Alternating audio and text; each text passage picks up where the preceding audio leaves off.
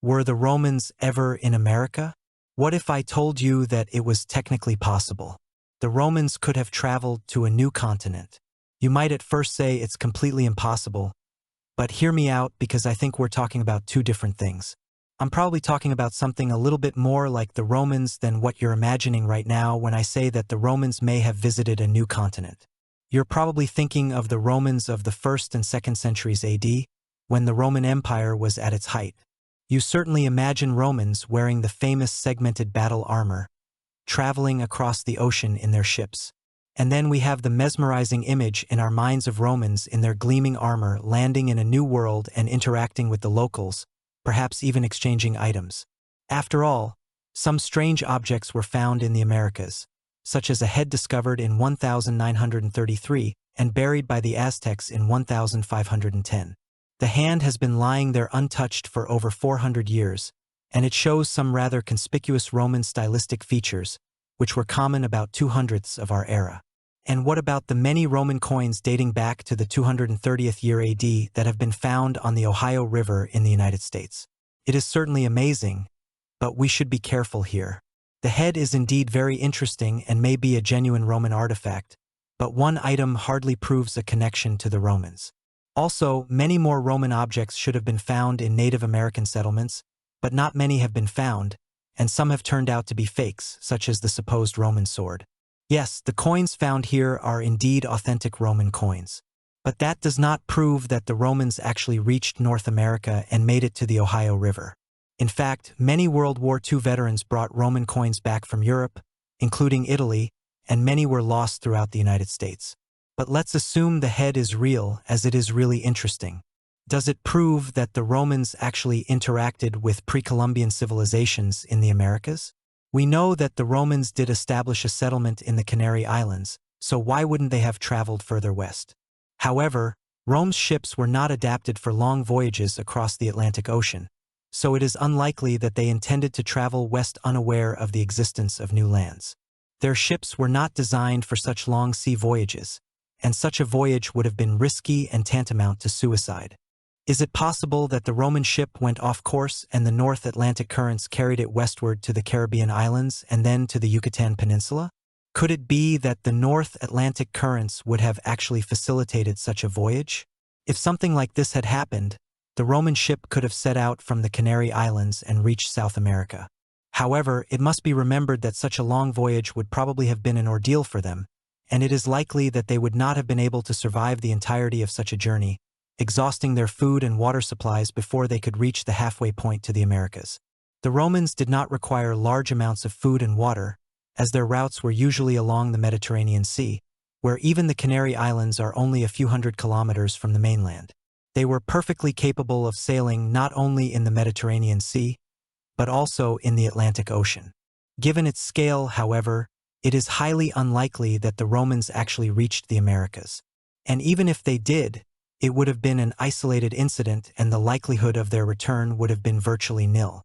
Now this is, of course, only speculation bordering on fantasy, but it's a fascinating thought nonetheless.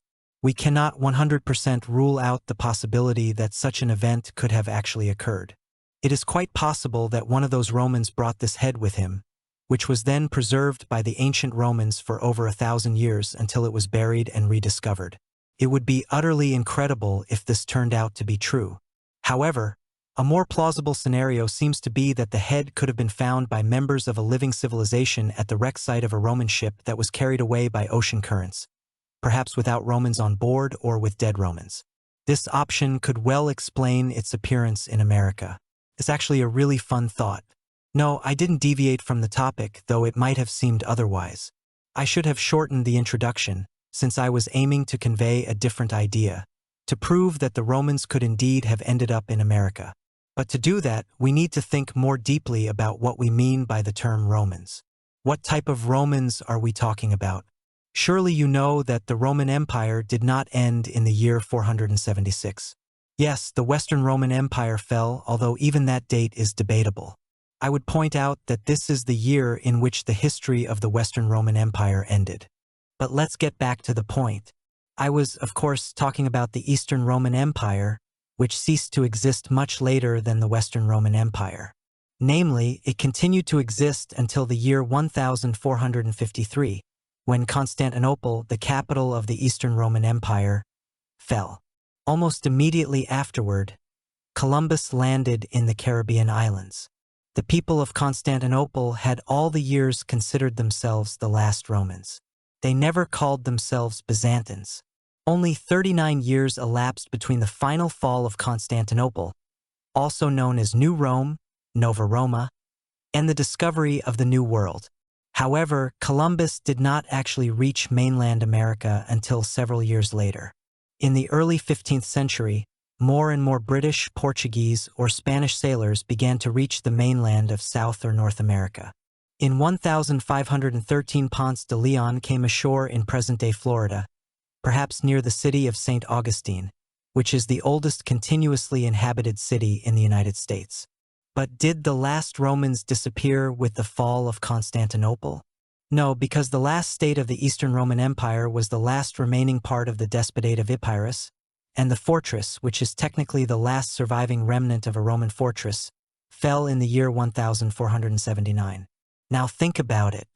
There were only 13 years between the fall of Byzantium and the voyages of Columbus, and only 21 years between the fall of the last Roman stronghold and the landing in South America. Dozens of ships reached North and South America in those years, and the number continued to grow. It had only been about 3 decades since the fall of Byzantium, where, technically, the last Romans lived. Couldn't it be possible that someone who lived in any of the surviving Eastern Roman states ended up aboard one of those ships?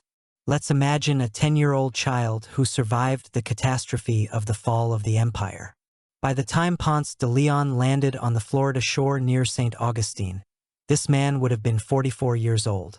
Can we confidently assert that among the dozens of ships that had put to sea by that time, there was not one that might have had these Romans aboard? Personally, I find this thought extremely interesting because we sometimes forget how little time passed between the fall of the Eastern Roman Empire and the discovery of the New World. This is what I wanted to convey. The Romans, or Romeans, as the later Eastern Romans were called, could indeed cross the ocean and end up in America.